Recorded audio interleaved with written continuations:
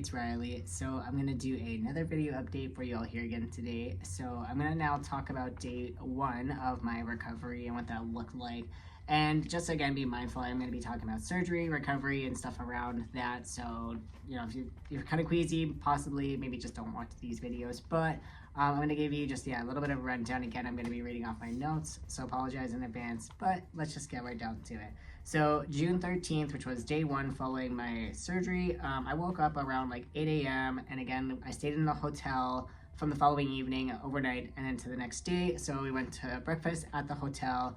The one thing which was nice is that if you're going to the hotel for surgery, they actually give you food vouchers for the breakfast in the morning, which was nice because then because I was staying there for 2 days, I could have it. Otherwise, when last time I was there, because I'm having surgery, I literally couldn't have their breakfast because you can't eat on the day of your surgery. So that was kind of nice, and it was actually so good that I actually got to enjoy it. Very delicious. But yeah, anyways, we went to breakfast in the morning around 8 a.m. and then basically went back once that was all done, rested for a little bit, and then with the help of my friend, we ended up packing up our stuff, and then we actually ended up just heading out to her place because it was either stay at the hotel until maybe 1, or just go back and relax at her place. And either way, we kind of had to go to her place anyways because my flight wasn't till about 5 something in the evening. So you know what, we were like, hey, let's just check out early, we'll go back to your place, we'll rest, and then we'd be able to also do a little bit of a clean and then have some food and stuff and whatnot before I have to fly out again. I did have to fly out literally the day after surgery, which I'll get into.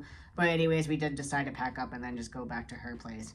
The one thing I will mention is I now know after surgery, the morning we had breakfast, I should have probably gave myself an hour at least to rest. We maybe, by the time we packed everything up, was maybe about a half an hour, and I definitely got motion sickness on the ride. We literally made it to her place and I just did not feel very good. So duly noted for next time, don't move for at least an hour, maybe 2 hours after I eat.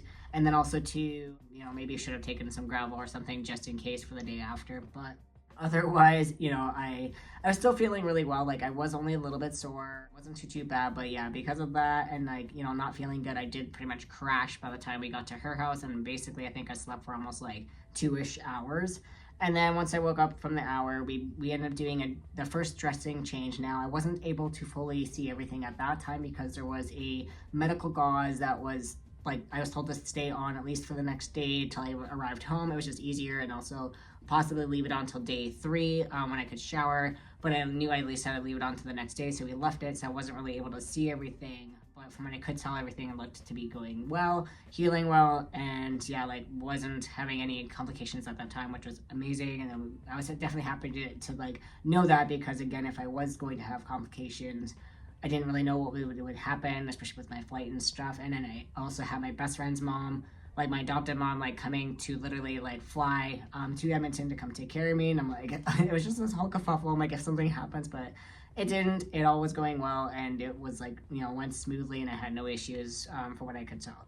So once that was done, we ended up just relaxing, and then we left her house at about around 5 to head to the airport because my flight was supposed to set to leave for 8:50-ish. So we wanted to make sure we had enough time because I was very slow in walking, but I could walk. I just had to take my time and be kind of careful. And that way, in case there was any flight delays or anything like that, and I mentioned, this was kind of a little bit slower, so I just wanted to make sure to give myself enough time. And basically, once I got there, everything was going smoothly, and then we ended up boarding the flight, which I guess there was a bit of a storm coming in, a bit of a cold front coming in through Toronto, so they wanted to make sure we could avoid it. So they told us we were going to be about 20 minutes, which my adopted mom, she was also 20 minutes late. So the time frame for us was about an hour difference in our flights, and it was still about that. So that was kind of nice. But once we got in the air, I guess they ended up taking a different route. So normally my flight should have been 4-ish hours, and ended up being closer to 5 because they took a different route around Toronto, because they actually ended up getting a pretty bad storm. I think it was actually a tornado that went through parts of it. So we avoided it, which took our flight a little longer, which I appreciate. We didn't have to fly through that. But because of that, she ended up waiting a little longer. So that kind of sucked to hear when I landed. I'm wait, is it 11:30? We're supposed to arrive at 10:30, and I had no idea at that point until we landed.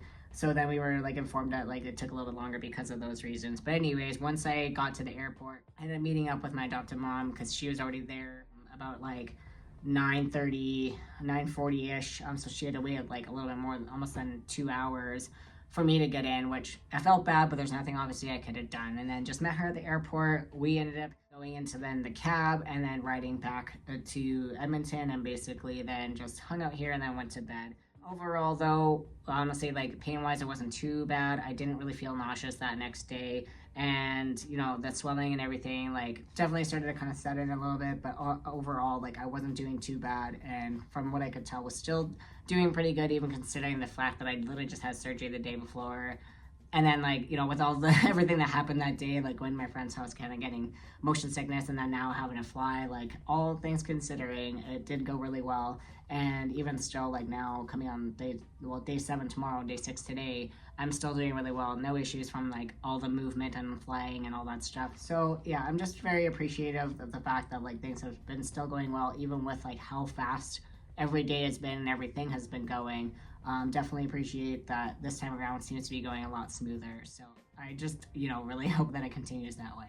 But anyways, yeah, I do appreciate you all really honestly like watching these videos and stay up to date. And I will be doing again like more kind of combined videos going forward. Probably end up doing like day 2 and 3 as well together for tomorrow, and then also do just a quick update for the day 7 and give you guys like a 1 week rundown of the changes, and then maybe also go through kind of exactly what was done for the surgery for tomorrow's video. But again, you'll probably get a few kind of grouped videos all in one day, just so I can catch up, and that way I'm not staying behind on these videos. But anyways, thank you all for watching, and I appreciate it. And again, as always, if you have any suggestions, topics, anything like that, feel free to put it down in the comments down below. But anyways, that's it. Bye for now.